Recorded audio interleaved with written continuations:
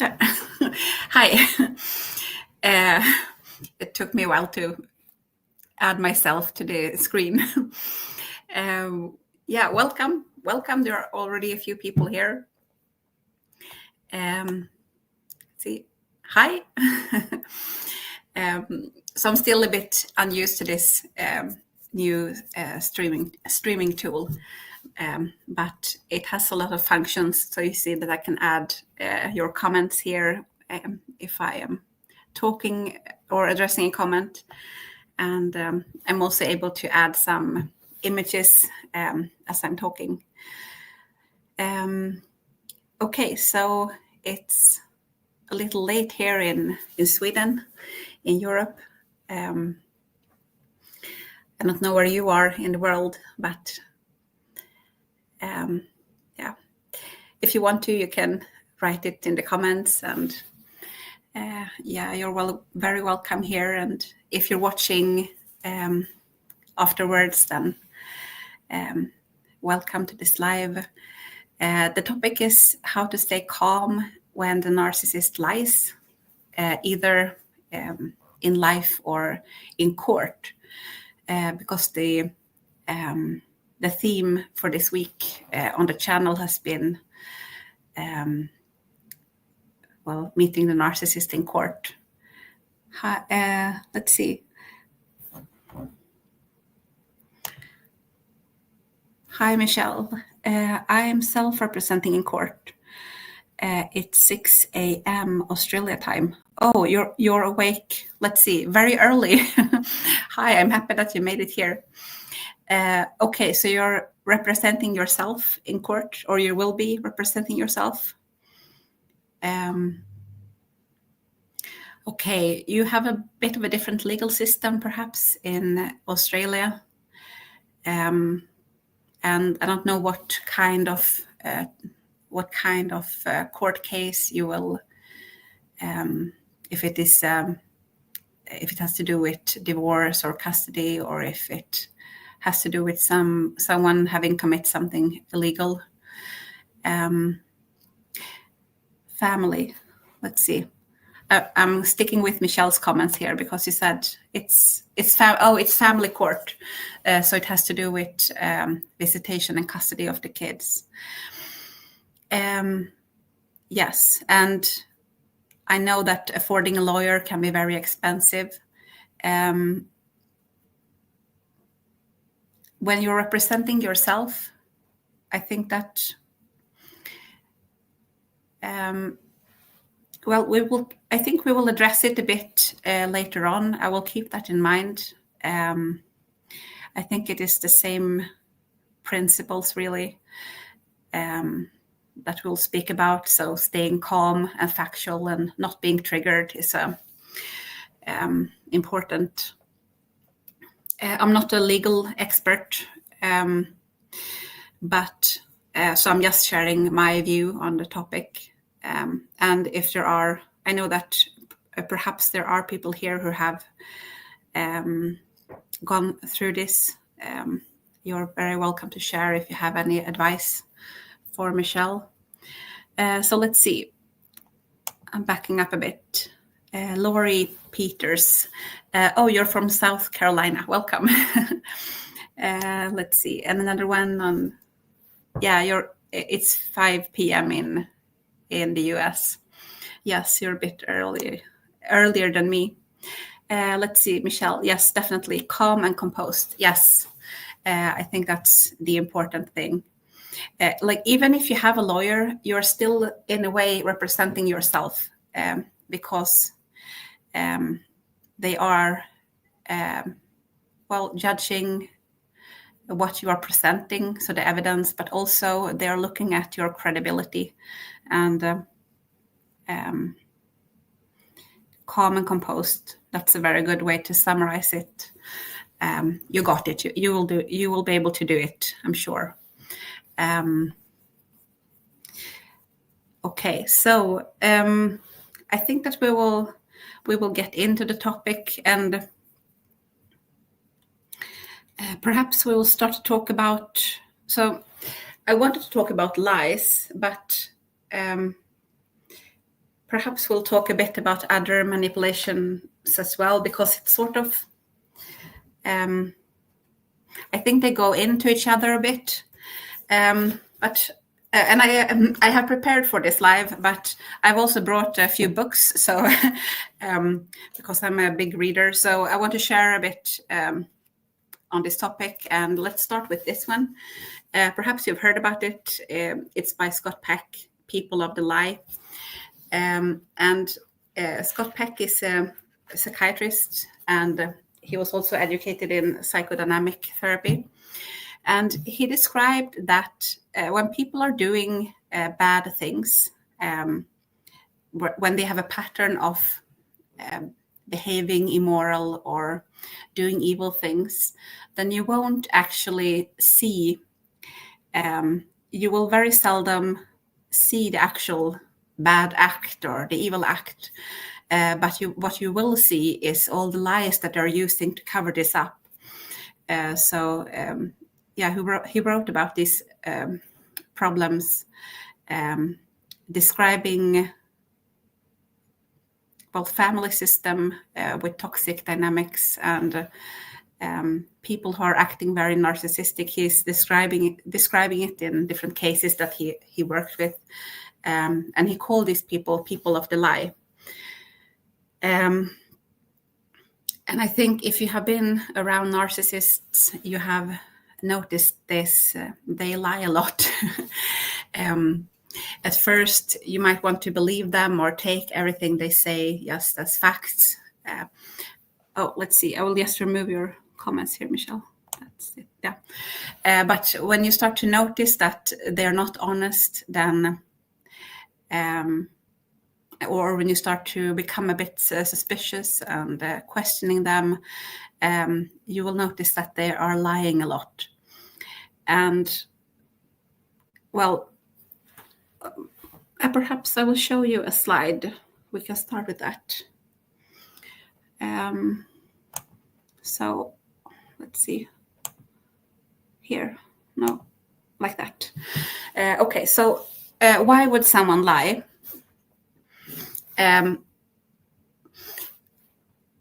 Firstly, just as Scott Peck noticed that you might lie to protect yourself, to hide what you are doing. So I put the number one here as a shield. You might deny having done something, or lie about where you are when you are up to something that you should not be. Or when you're caught in doing something, then you may lie and say that, it wasn't me, it was someone else. Or so that's the first reason. And then the second reason that you might lie is to either hurt someone else, to hurt their reputation, or use your lies to put blame or suspicion onto someone else, or cause problems for them. So that's the second reason. So I put this little spear there, like the black guy is the one who's using the lies, and then he's throwing this spear at the woman. So it's just an illustration. And then you might lie. So the third image is trying to illustrate that you might lie to separate people, to make them suspicious about each other, to lie about what one person said, to tell one person false things about the other and the opposite. So that's called triangulation, or triangulation is a word that is used. It's a bit of a broad term, but one of the ways that it is used is to describe this dividing of people.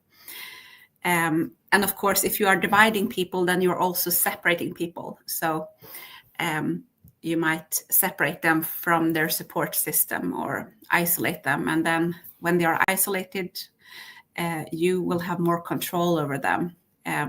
You will have a bigger influence compared with if they are surrounded by people who care. then your influence will be a little less, and they will also have something to compare with, something healthy to compare with. So you won't be able to manipulate them as easy or take the abuse as far. So isolation is a big thing that toxic or abusive people usually do. So that's the big one: protect yourself, hurt someone else, or isolate. And then number 4 is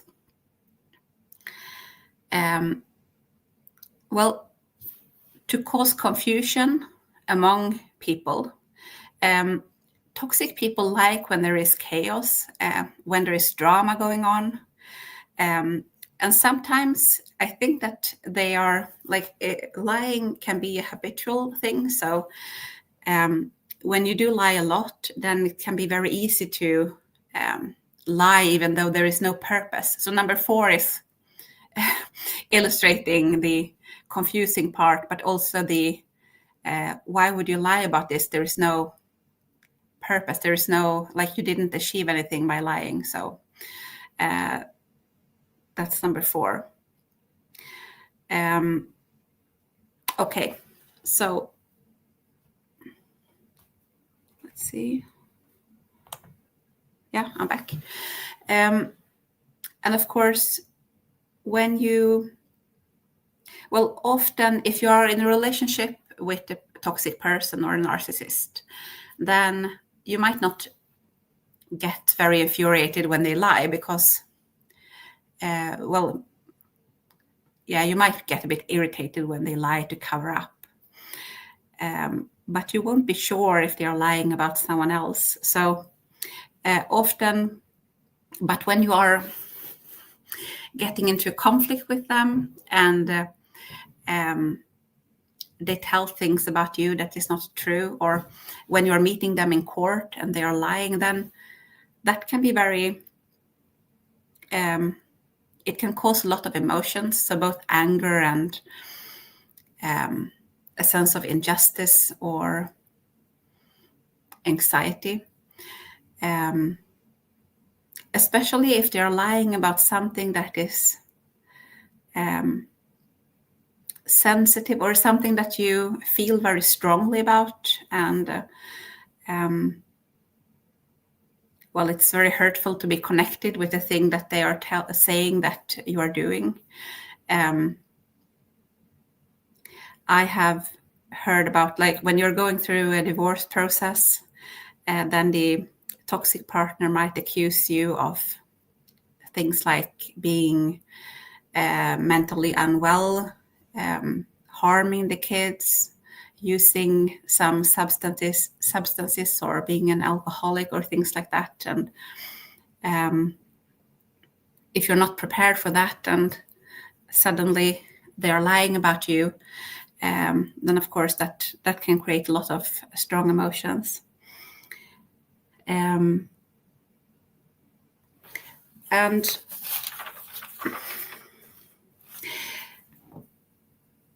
one way that they are lying is that they will say something, they will accuse you of something, like a big claim. She is, unstable, for example. And then they use a small, there's a big claim and then there is a small evidence to support it. Let's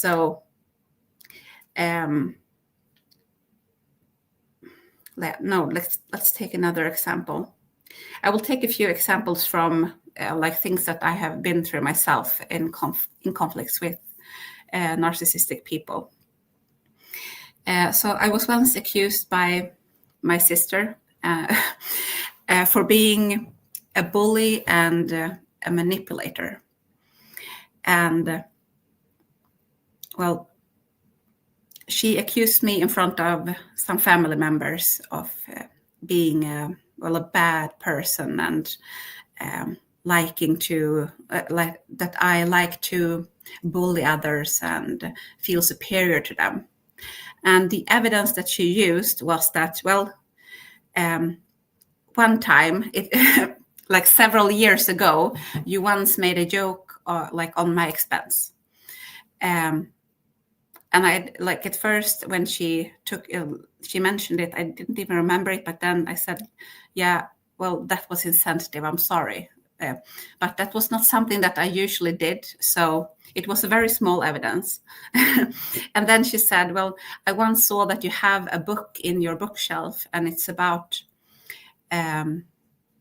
like techniques to, like I'm trying to translate from Swedish, it's techniques on how to manipulate people.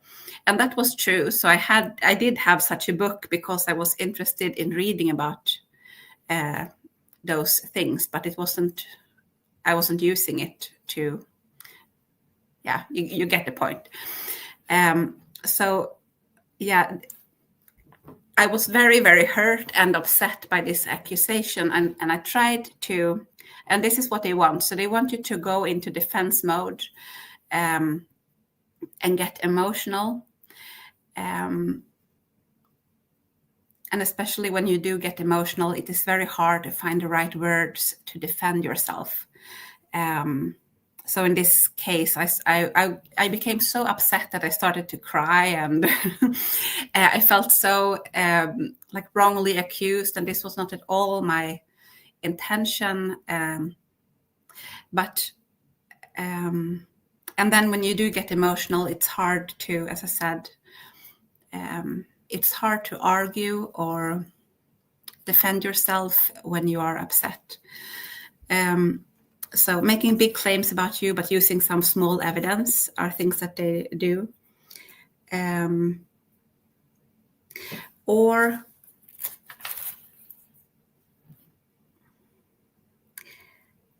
let's see. Yeah, or accusing you of lying. So accusing you of being immoral. You are turning the kids against me.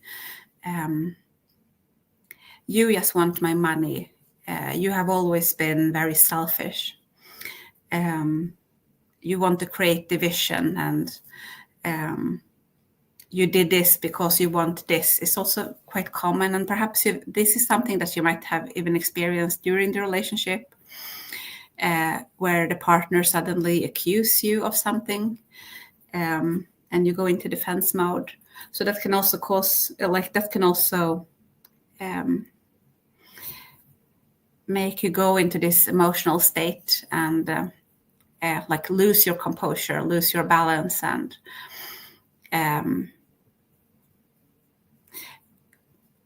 well, it gets much harder to, if you are in a court, it gets much harder to defend yourself. Oh, hi, Blunit. Okay.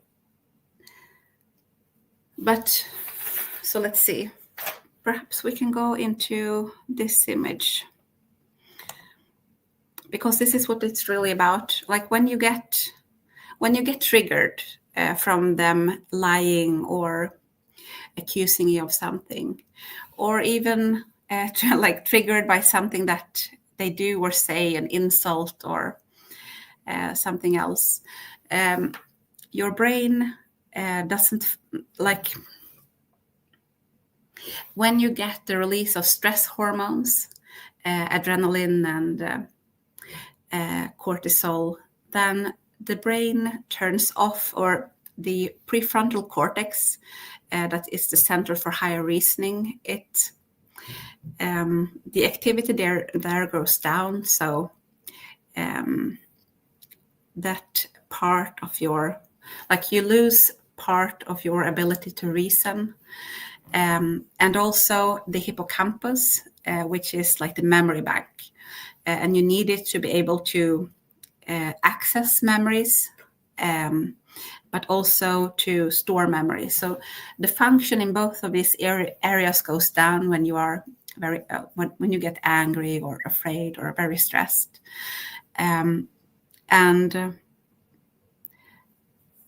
Yeah, well, I'm guessing that you have noticed this, how you suddenly can't remember what you were going to say, or you do things that you do not want to do, or when you get angry or afraid.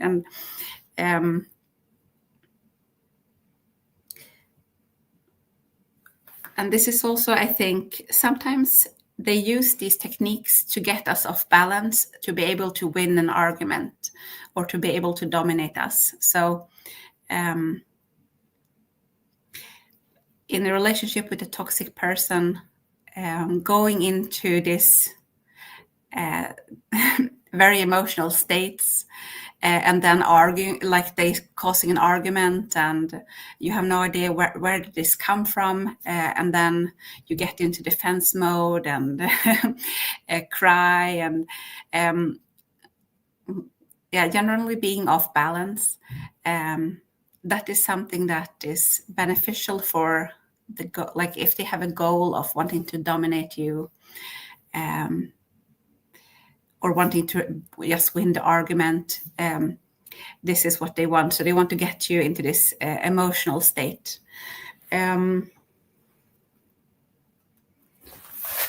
Okay.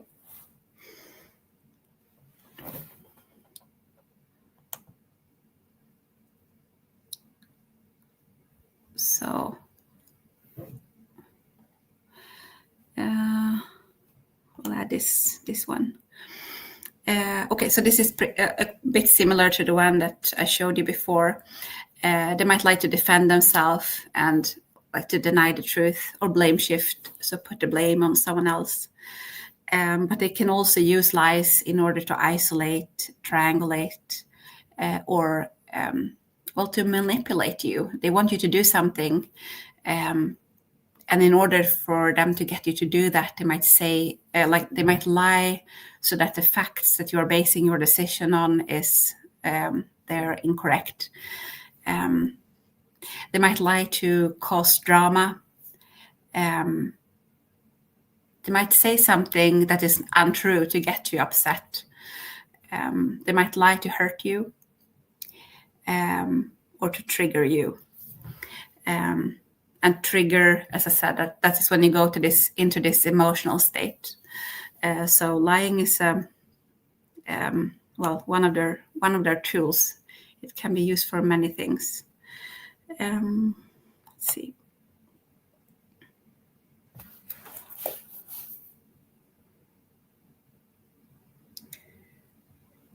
I'm just looking. I'm sorry. I'm looking through my notes.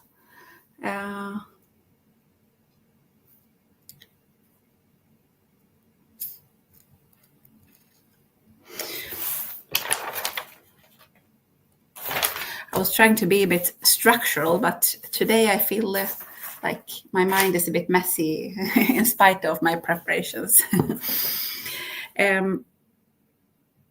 Okay, so we will go into talking about a trial, but first I want to share, so this is another book, and it's like this amazing book. It's called And There Was Light, and it's about a man who was in the French resistance during the Second World War. And he was a leader in the resistance in spite of being blind. And then after the war, he became a professor. So it's really, it's amazing to read his story. It's a book that he wrote himself, and his name is Jacques Lucéran. But he describes that because he was captured by the Nazis, so the group was betrayed. They were betrayed, and then they were captured by the Nazis. And then he was going to be interrogated by one of the Nazi officers, and he describes that the night before this interrogation, it was it wasn't a trial. Because there was no justice there, but they were going to interrogate him, like in a room with some German soldiers. And he says that before this interrogation, the night before, he didn't sleep the whole. It was the worst night of his life. So he describes it like being in a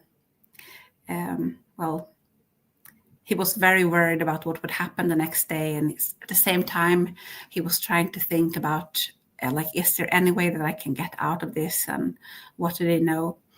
But then he describes that when he went into this room, and remember he's blind, so but he was brought into this room, and the German officer started to question him.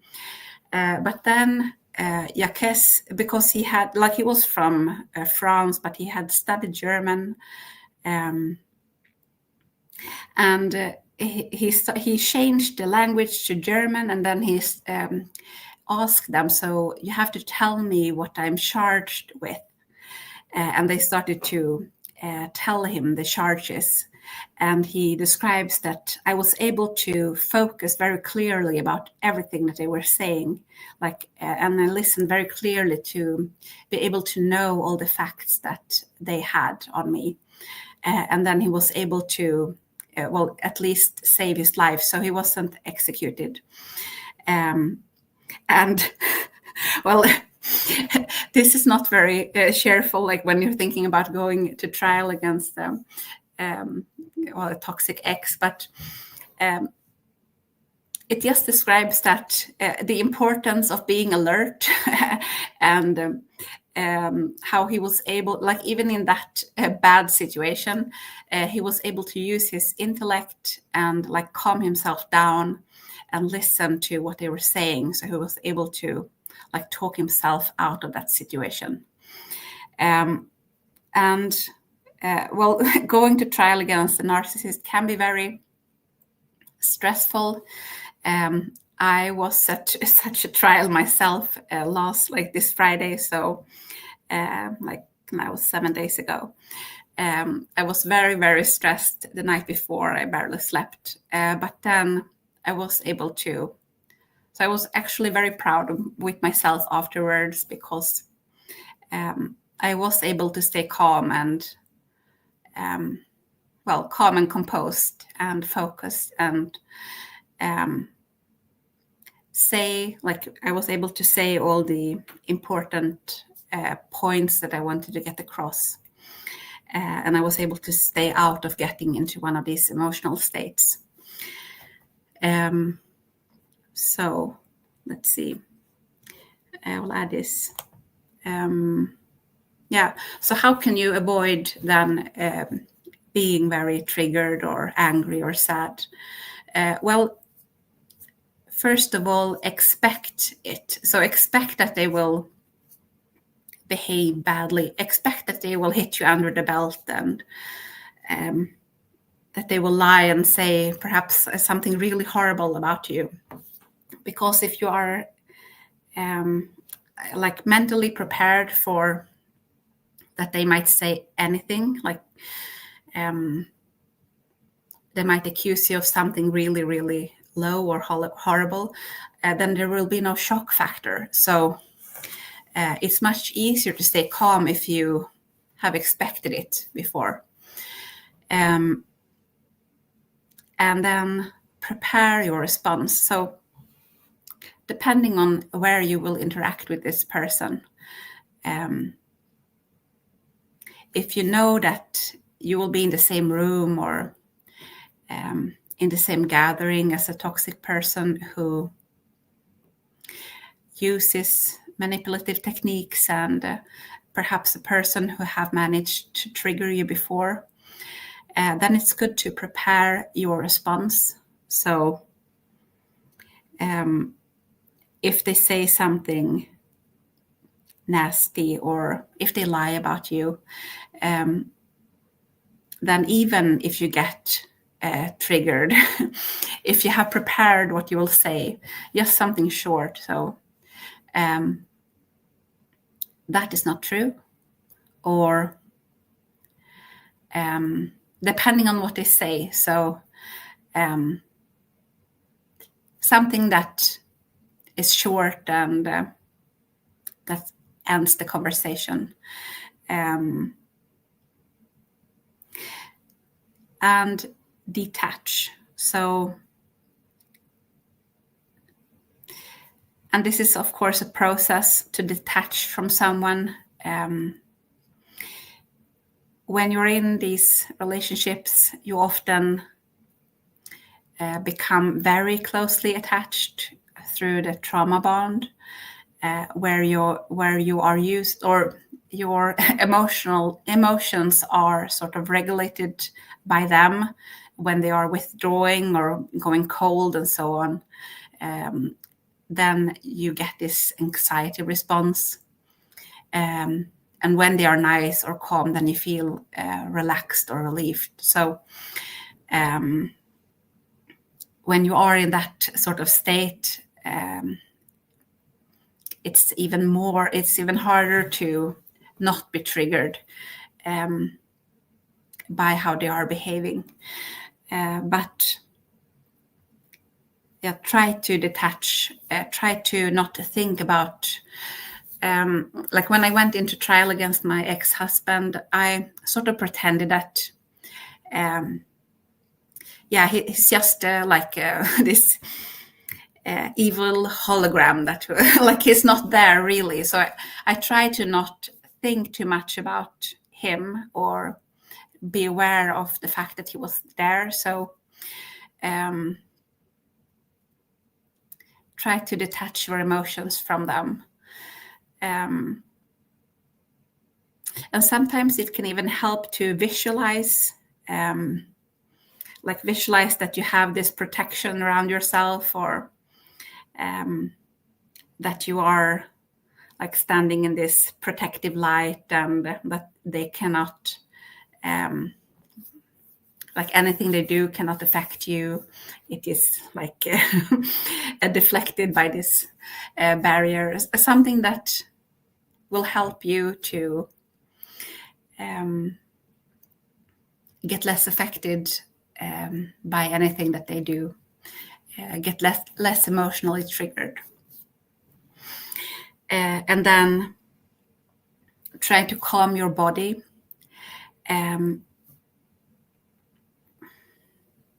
Breathing is a important tool. When we get very anxious, we usually tense up and then take more shallow breaths. So when you notice that you get anxious, try to take a deep breath with your belly and relax your shoulders. Our mind and body is connected. So when you are moving your body in a certain way, if you are smiling, for example, even if you don't feel happy, then you will be a little bit happier than if you have a neutral face. So how you're moving your body affects the brain. They've even shown this, if you've heard about the power postures, if you're standing with your arms up and in a powerful position, if you're taking up more space, then the body will produce, the levels of testosterone will go up a bit, and the levels of cortisol, so the stress hormones, will decrease a bit. So you will feel a bit more confident and less stressed if you're moving in that way. Staying calm is both about being calm in the body, so being relaxed, and calm breaths, and as I said, don't tense up. And if you're sitting like this, for example, and your body's trying to hide and take less space, then you will feel more afraid and more anxious. So that's one way to stay calm and relaxed, is to make sure that your body is moving in that way. And then calm your mind. Try not to get pulled away in these anxiety thoughts. It's not easy to stop a thought if you're starting to think about things that could go wrong, or now he's if you start to think about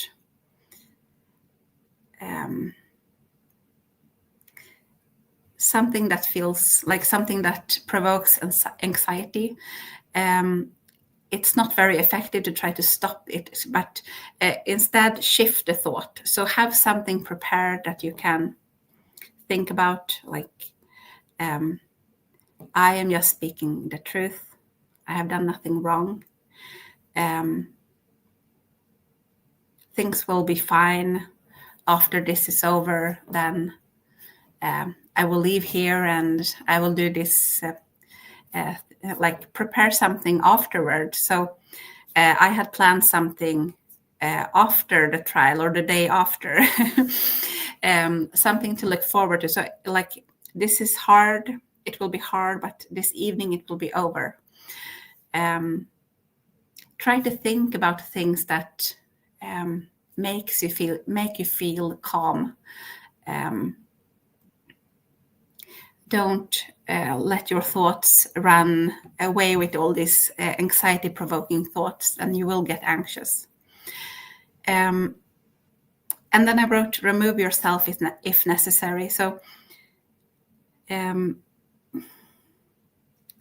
now, well, if like, even if you are in court, if you are, well, it's depending on the country perhaps, but you can take a bit of a break. Like, even if you don't, or if you're not able to remove yourself completely, you can ask for like a glass of water, or shift your eyes. So don't look at the person who is like causing the anxiety and the bad emotions. Remove yourself if necessary. Like, if you're able to, and you feel that I'm getting very emotional, I'm getting anxious, or very stressed or upset, then if you are able to get a little break, that is better. Like, it's better to move away from that situation. So if you are, for example, meeting a toxic person in some sort of family gathering, and you feel that you're getting provoked, use the bathroom in the worst case. Like, just remove yourself from that room until you calm down, and then you can come back. Okay, so let's see. Yeah, because your best, like, you are actually, like, if you're going to court against a narcissist, yes, they will lie, they will, let's see, let's remove this. Yeah.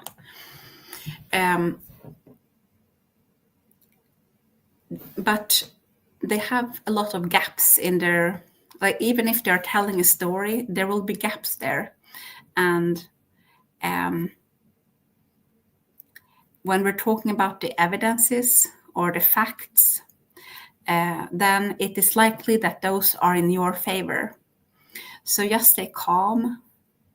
Try to listen for when there's, like, if they are saying something, try to listen for the gaps.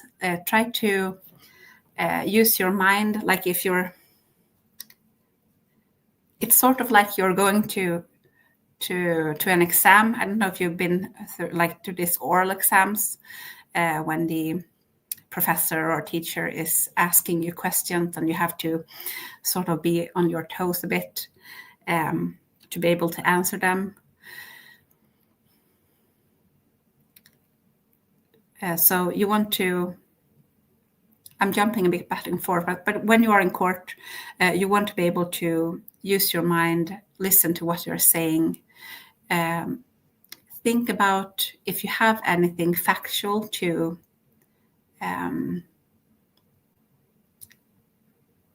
like present that is showing their statement to be false, for example. So I think that we don't need to be very afraid of meeting these people. And Also, when you are a judge or when you're working in a system and you are repeatedly meeting persons who are like they are displaying a certain pattern, and even if you should not use the word narcissist, I think you shouldn't use any of these terms, because it looks like you're trying to diagnose your ex-partner, or like it will not reflect very goodly, like it will not be a good thing to use these terms. You don't need to. You just need to present the truth. Try to have some sort of facts or something to support what you're saying, and then rely on the fact that you are calm and composed, and that they will be able to see that that you are believable. Let's see. Okay.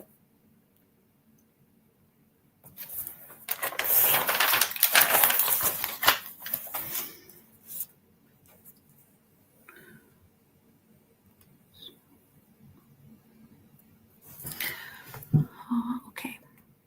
Let's see.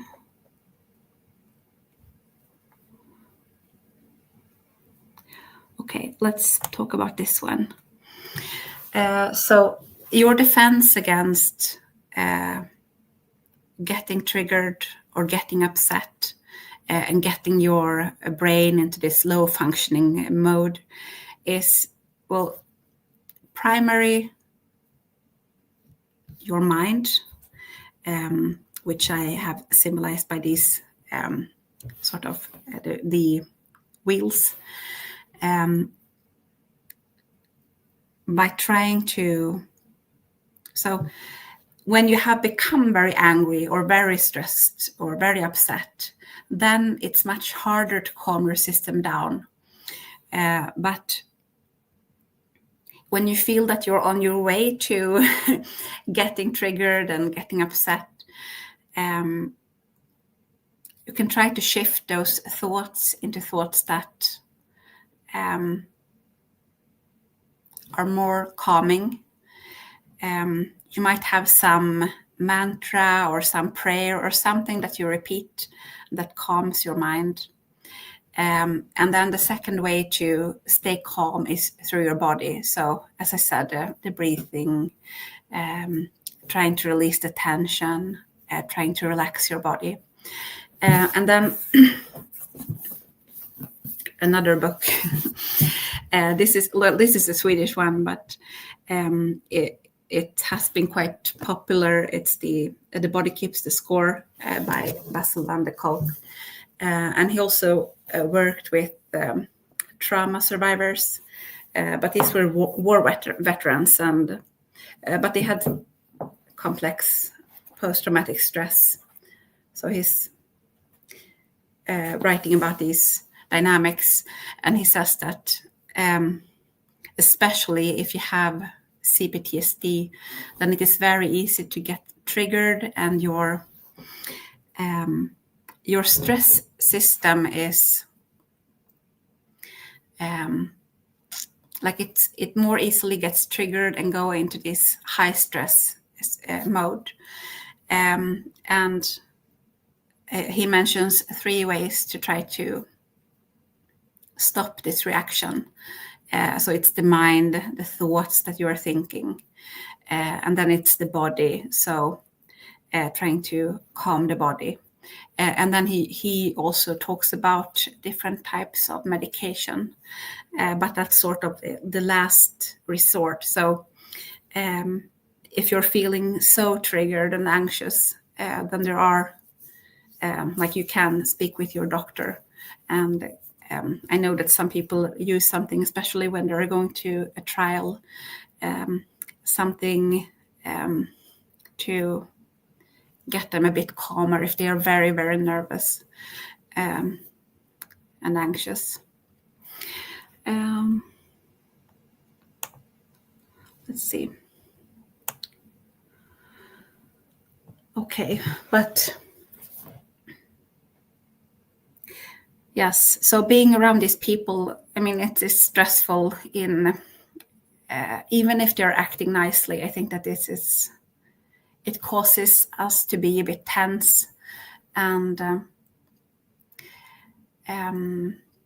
sort of tune out of ourselves and become more aware of their desires. And I know that I have a problem with the phone response still, so I have a problem with me like wanting to make the toxic, like, and I'm not talking about my ex, I'm not in contact with him, but when I get in contact with people who are a bit toxic in my everyday life, I have a problem with not tuning into them and not trying to keep them happy. So that's something that I'm working on. But being around them, I think it is stressful, and especially if they are beginning to use these techniques, trying to trigger you. If you're seeing them behave in ways that you know might hurt someone. And I know what, like when we're going to court, if you're going to the family trial, we're there for the sake of our kids and because we want the best for them, and we want to come to an agreement that will benefit them. And in some cases, we are scared of their safety. So there is, like, there are, when there is a lot of at stake, and when someone is working against you or lying, then yes, it can be hard to stay calm, but prepare in advance, expect them to do these things, and think through beforehand, like what arguments, what could they say, what do you think that they would say, and think through do we have any evidences to counter that, or what can I say that is short and clear, that just shows my side of things.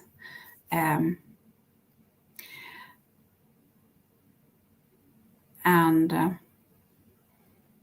yes, try to stay calm. As long as you're calm and composed, then they don't have any advantage. I think that sometimes they want to get us into that state. You know, when two people are arguing, then we have this belief that the person who is like loudest or gets most triggered, that they might be the problem, or at least if we don't think that they're wrong, then well, at least they had something to do with it. So when someone is able to stay calm and composed, even though the other person is trying to trigger them, I think that we notice that. I think that in the court, they will notice that you're able to respond calmly. And let's see.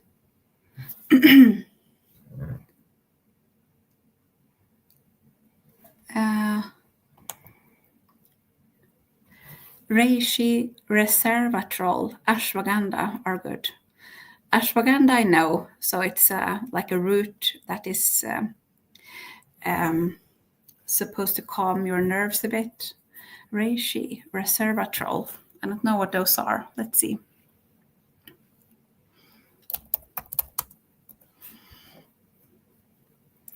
It's a mushroom.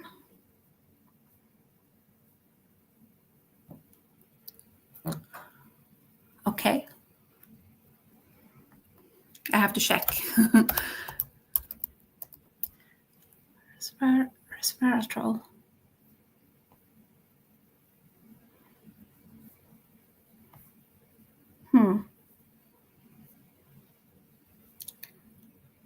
Okay. I haven't heard about those before, but these are plant-based medicines. And you're using them, I guess. So, well, thank you for the tips. Okay. Yes, as I said, I think that staying calm will tip the scale in your favor, and stay factual and present the truth. Then I think that that will expose them, hopefully, and if they come with a lie about you, and you're able to just calmly respond with that is not true, and then quite shortly present your side of it, I think that you will be more believable. Also, they don't, toxic people and narcissists in particular, they sort of rely on their usual tricks. So they don't prepare very well. They think that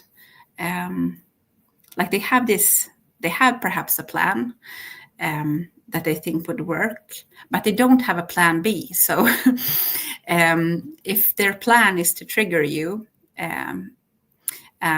or lie or say something that is not true, and then you're able to stay calm, and then you're able to present something that shows that what they said wasn't true, then they don't have a plan B. So I think they will get a bit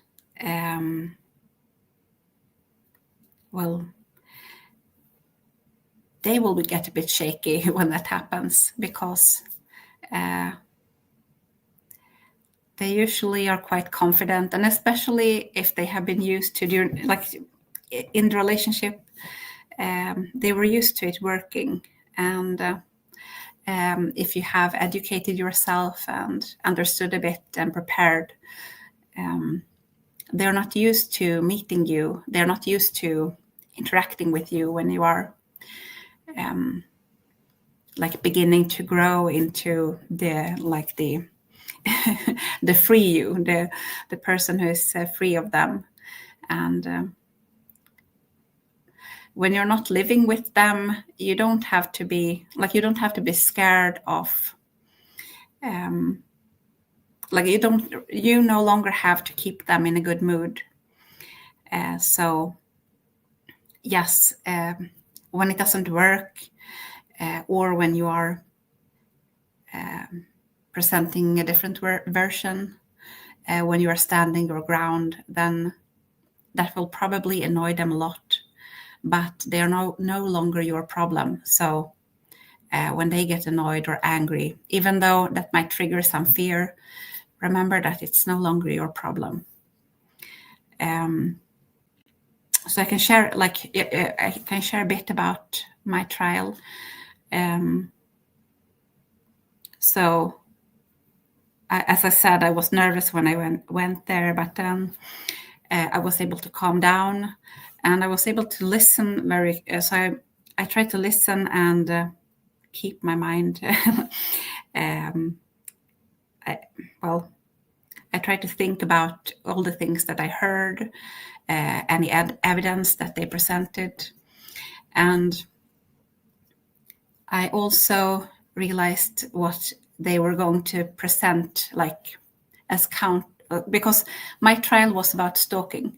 So he was going to present some facts showing that he was not stalking me, and that he was perfectly that what he was doing was necessary because I was keeping the kids from him, basically. So, and some other things. So I was able to understand what he was going to say, and then I got to talk first.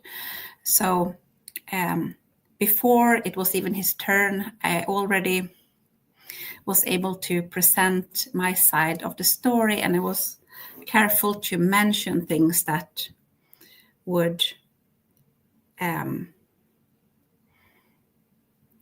like support my side of things and support that I like the things that he would later say. I would already show that those were false before he even said it. Yes, so that brought him off balance. Me like being able to stick to the truth and being calm and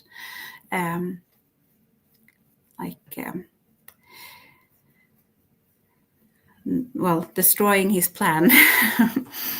And that was quite empowering to see, because I was so used to him being like always winning any argument, because he would use any method. So it would just escalate, and I would always lose, and it always felt like he was the judge, like it didn't matter what I said, it always ended with me being wrong. So but now he wasn't the judge, there was a real judge there, and justice doesn't work the way that it worked in that relationship. So afterwards, before the trial, I felt that, I would rather not go. I wish I didn't have to go there, or I wish it was just over. But afterwards, it really, really felt good. So I'm very happy that I was able to go there and stay composed and give a good statement. It felt like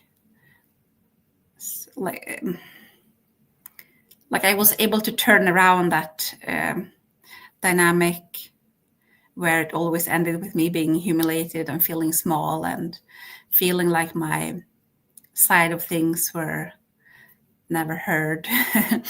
So it was very good for me, good for my healing journey. And we wish we wouldn't have to meet these people in trial that we once cared for, but sometimes it's necessary. And we're standing up for justice, or for the minors that we are protecting, and trying to get our rights.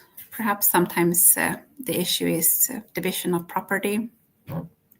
And sometimes we're just interacting with them because we want, perhaps we're not no contact. We might be low contact, or using gray rock with one of these persons because we don't want to cut contact with other family members. And there are many different reasons why you might end up in a situation where they try to cause some conflict. And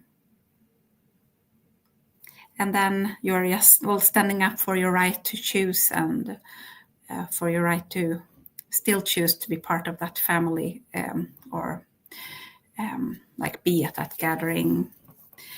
So yeah, are there some questions?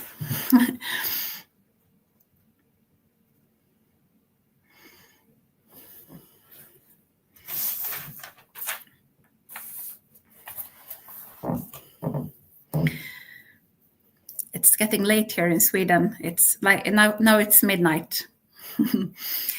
But it's Friday tomorrow, so I can manage to be up a bit late one evening.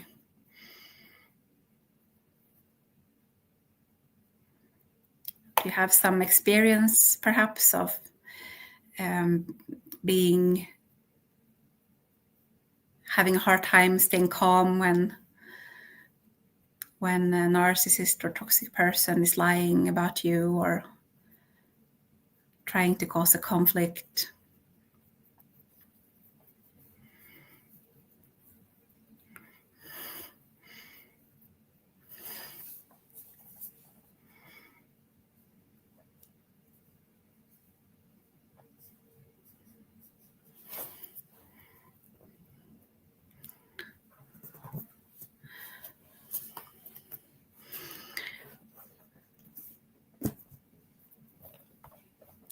Let's see.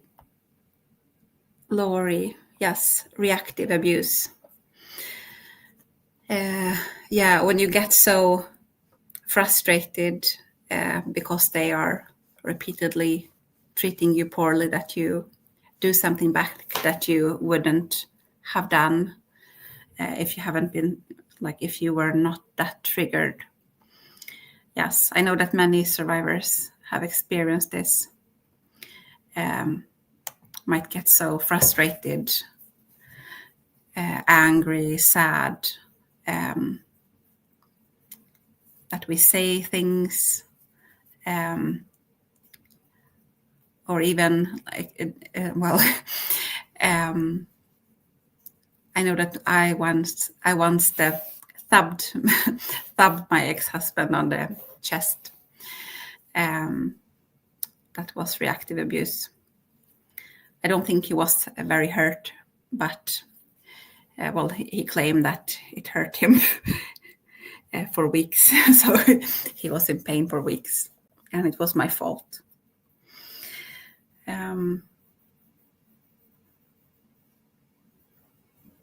It takes, I think if you're meeting these people, like I know that I will be in trial and meet this person for this amount of time, or I will go to a family gathering and I might see them for this amount of time, then it's easier. But when you live with them and they repeatedly, let's see.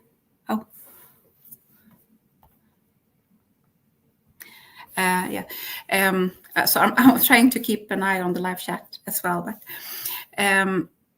it's much harder when you live with them. When they repeatedly, you don't know when they will abuse you or attack you or accuse you of something. So that makes it even harder when you can't be prepared all the time. So it usually comes when you let down your guard and then they say something. It's hard to deal with, very hard. Let's see, Michelle. You did so well, Emma. Oh, thank you. Thank you. I'm so relieved that it is over. Hopefully it will be the end of, hopefully I won't have to see him and there will be no over appeal. I'm hoping that it will be the end.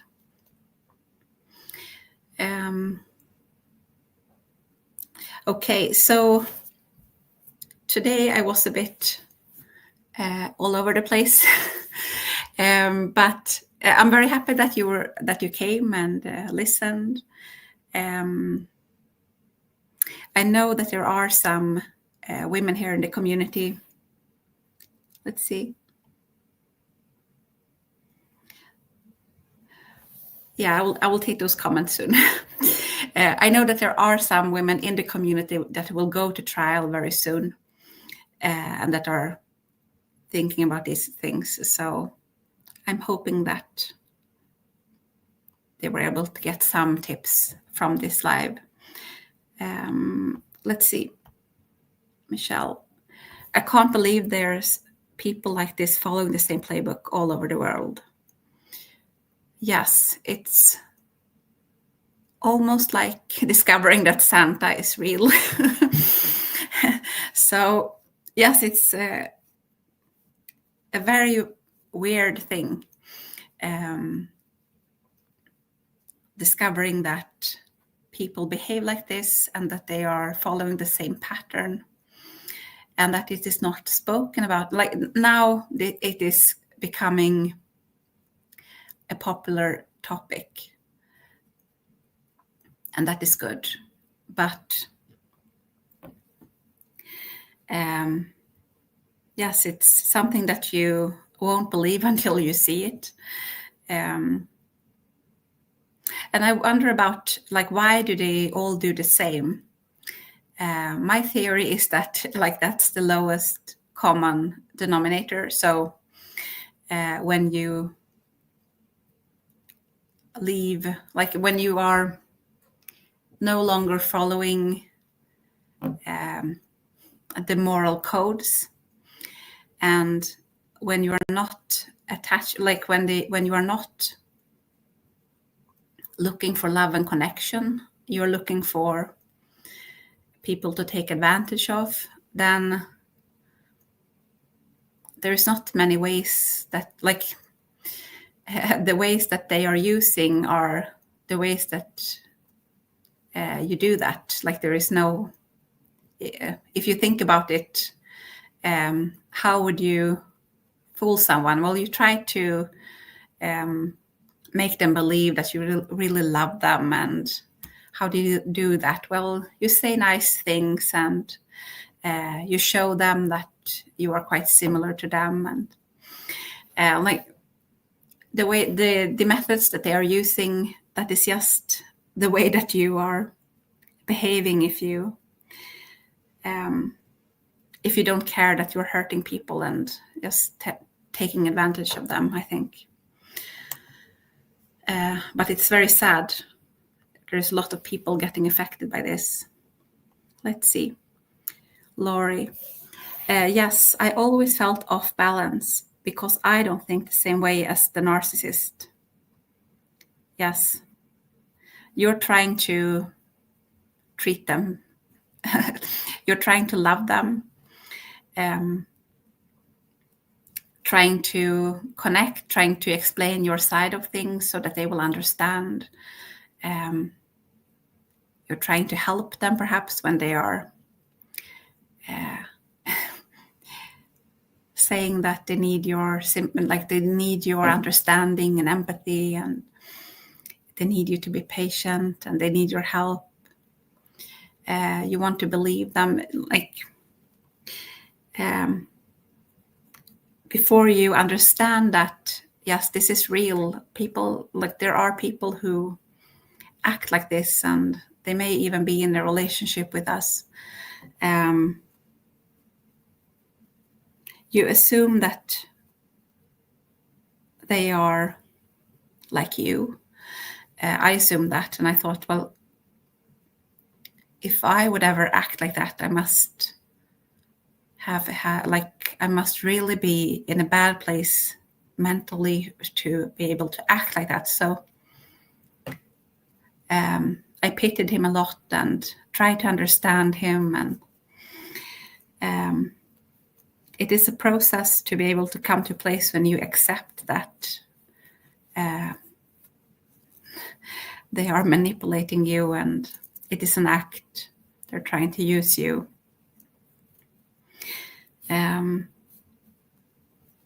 Yeah.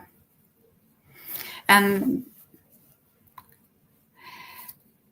yeah, you don't think the same way as a narcissist. No.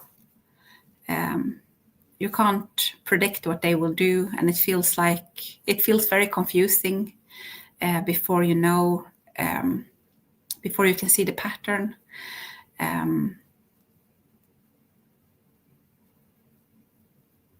Yeah, it is an emotional roller coaster. Very confusing and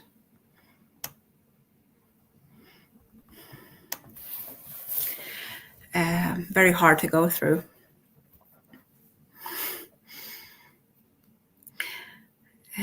But it's such a good thing. I mean, people must have experienced this forever, but they didn't know. Like most of them, didn't know that they were being used. And even like, let's say 100 years ago, you married a narcissist, you discover that he's cheating on you and using you and lying, then even if that was true, you wouldn't be able to divorce him probably. And as a woman, you would be like dependent on him. So in a way, there are a lot of things working for us. And even, I mean, the system, the court system and professionals, yes, they are a bit behind when it comes to the knowledge, but things are happening. There was a study published, like an Australian study this year, 2025, talking about children and the effect of coercive control. So coercive control is quite a new concept. It's just, I think, 2009 or something, they started to talk about this, but it is already becoming criminalized in some countries. And now they are discovering that, well, it's not only the partner that can be affected by this, but the kids, the children can also be affected by this. So things are happening. And I think that like we being here and talking about this is also a way to spread this knowledge and spread this awareness. And we're sharing some tips. And it is a good thing that, yes, they're using the same playbook, so we know what they will do. And now we're sharing some tips here and talking about like the importance of staying calm and telling the truth in a clear way and not being triggered by them. Techniques that you can use not to get off balance. And you're very welcome. If you think of some tips afterwards, you're very welcome to post it in the comment section for this video, because I know that not everyone can be here for the live, but they might watch it afterwards, or if you're very welcome, as I said, to write if you have some experience, if you have some tips, because yeah, I mean, the good tips can get spread to more people. It's like narcissism survivors, it's a whole community online now, and we're helping each other and supporting each other. And I think that things will improve. And things will improve in our life when we get away from the narcissistic people. It will take some time to get back to heal and to start again with our life, but things will get better. And I mean, just being away from them and being able to, like, eventually when you work through the initial, depending on how long you've been there, but I came out with CPTSD, and I was not doing well emotionally, but when I started to heal that, and when I've been out for a year and a half, then I discovered that, well, this was really peaceful. Just not having him here is a big improvement. So yeah. Do you have some other questions? I think most of you were most of you joined from the US, right? No, one from Australia. Yes, so Michelle, perhaps you are getting on with your day. Is it Friday there? I have to check. Have to learn these time zones. But most of you will wind down for the evening, I think, and I will go to bed. I have to work tomorrow. But then there is a weekend and time for some rest or family time. Let's see. Yes. So if you're still here, Michelle, really good luck to you in family court. And I think I will end the live stream if there are no more questions. I will wait a minute, perhaps. I'm planning to stick with this time. I think Thursday evening is perhaps the best time we got so far. So I'm planning to do a new live next Thursday. I'm not sure about the topic. I will decide in a day or two, I think, the topic for next Thursday. So, and if there are some topics that you are thinking about or some problems that you have, like write in the comments someplace. I read those, and that might be the topic for a live in the future. Okay, well, thank you for joining me today, and good evening.